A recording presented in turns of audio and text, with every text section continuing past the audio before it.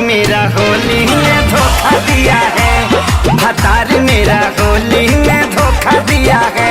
तब मैंने भी देवरा जी को मौका दिया है। तब मैंने भी देवरा जी को मौका दिया है। भतार मेरा होली में धोखा दिया है। भतार मेरा होली में धोखा दिया है।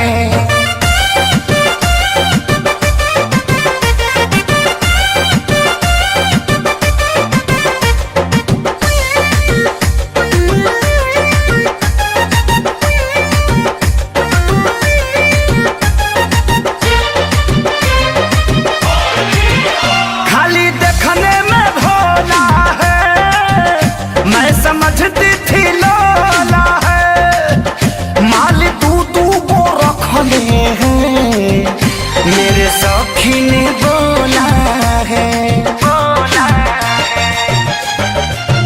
ए हो वो खाली देखने में भोला है, मैं समझती थी लोला है, माल तू वो रखले हैं, मेरे सखी ने बोला है।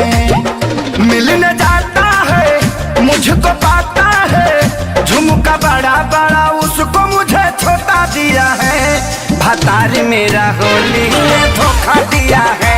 भतार मेरा होली में धोखा दिया है। तब मैंने भी देवरा जी को मौका दिया है। तब मैंने भी देवरा जी को मौका दिया है। भतार मेरा होली में धोखा दिया है। भतार मेरा होली में धोखा दिया है।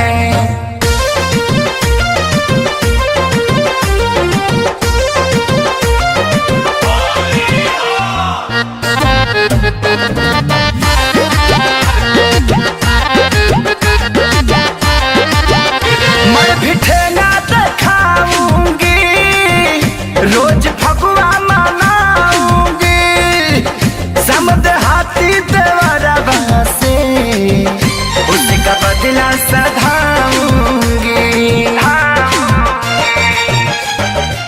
समझना मैं भी ठेला दिखाऊंगी, रोज फगुआ मनाऊंगी, समझ हाथी देवरा से उसका बदला सधाऊंगी। बुरा हाना है पता चला है कि खेसारी ने रकम उसको मोटा दिया है। भतार मेरा होली में धोखा दिया है। भतार मेरा होली में धोखा दिया है। तब मैंने भी देवरा जी को मौका दिया है। तब मैंने भी देवरा जी को मौका दिया है। भतार मेरा होली में धोखा दिया है। भतार मेरा होली में धोखा दिया है।